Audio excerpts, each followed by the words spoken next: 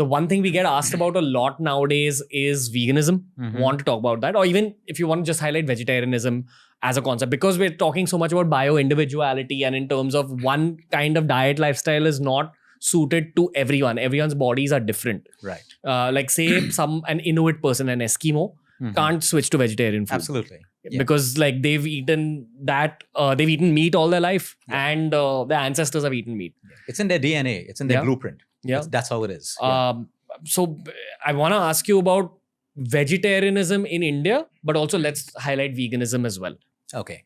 So see, everything has its fair points, but finally, okay, for debate purposes, everyone likes to talk, everyone likes to form extreme groups, veganism, carnivores, all of that. But we got to go a step further. Okay. There are pros and cons, but the point is, what suits you at the end of the day? Are you doing it because it's a fad, a trend, or you suddenly have a religious belief, which I respect if that's your religious belief, because I'll tell you, I have a lot of people today who are like, I'm strict vegetarian, I'm okay with a fish oil capsule. I say, why? Why are you okay? Because I can give you a vegetarian omega as well.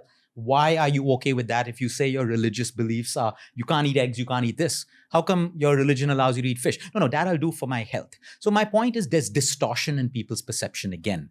There's nothing wrong with being a vegetarian if it works for you. There's nothing wrong. Again, it's intention. When you say if it works for you, what's the breakdown of that? Like what's the version of it not working for you? Simple. Okay, I'm trying to lose weight, but I'm vegetarian, Luke, and because I'm vegetarian, I have more carbs, but I want to lose fat. The point is your intention of being vegetarian, your intention of being vegan, your intention of all of these things. Today we have people who like, oh, how could you post about honey?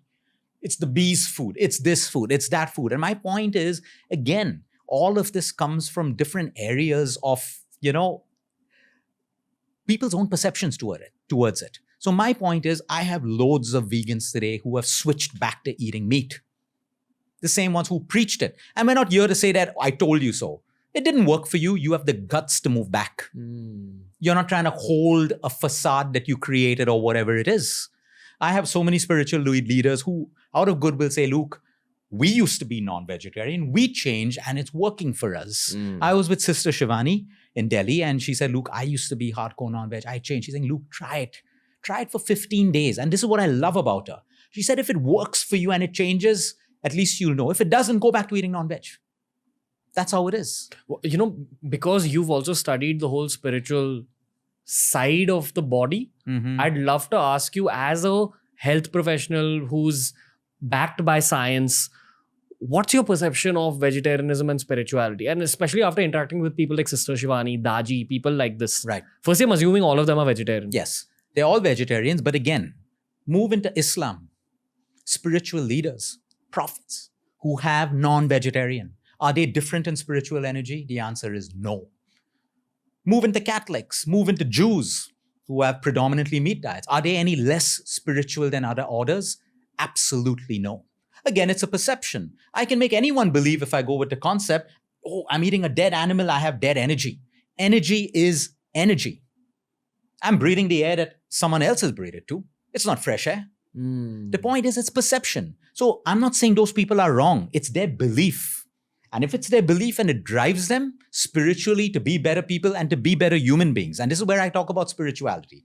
If your spiritual path is driving you to be a better human, follow that path. Whether it's veg, non-veg, doesn't matter. But if you're just following spirituality and you cannot enforce it into being a better human, it is a fad. Your spirituality is a fad.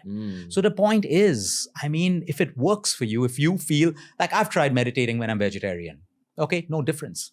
I can meditate the same way when I'm non-vegetarian because I don't base my meditation on my food. When I fast, I can meditate better. So actually, no food in my stomach, forget whether it's veg or non-veg, can make my spiritual practice or my meditation way deeper. And that's why in the holy month of Ramadan, you're fasting. In the Vedas, you fast on certain days, on spiritual days, on religious days. Why? Because you can meditate better. So for me, it's not about what you have in your system. There should be nothing in your system. On the days that you want to reach that spiritual level of meditation, which doesn't have to be every day unless our path is to be enlightened and to move in that direction. So if I select one day in a week, I fast 18 to 24 hours once a week. Those are the days my meditation is the deepest and the longest. On other days, it will, because there's energy breaking down in my system. So I think people have to pull themselves out of boxes that they've put themselves in. Coming back to the physical side of just vegetarianism in India. Yeah. When you get vegetarian patients, what are the other common problems you see other than them over-consuming carbohydrates? See, it's again a behavioral thing. I have super fit vegetarians as well. I have cancer patients who recover on vegetarian diets. What's your gauge of super fit? So when I say super fit, they're happy. Okay. Their metrics are fine, blood parameters. And if they have a disease, they're progressing. Their body's responding. That's how it is. Healing. The healing. The recovery is happening. The body is healing them. Now, what is not super fit is someone who appears to be fit, but he's on a laundry or she's on a laundry list of medicine. Okay. That's your crutch. You're not fit. When you say medicine, what do you mean? Like whatever. I'm on a blood pressure medication. I'm fit. Hey, but you're on a statin. You're not fit. You're dependent on something to give you the appearance of being fit, but your body is still sick. So like when someone comes with cancer, Luke, I got cancer, I got sick. No, you were already sick and you got cancer. You're already sick when you get diabetes. You're already sick when you get Alzheimer's. That's how your body is already in imbalance when you start gaining weight that you shouldn't be gaining. When you start losing weight that you shouldn't be. You're already sick. So sickness isn't, I got this symptom, I'm sick today. No.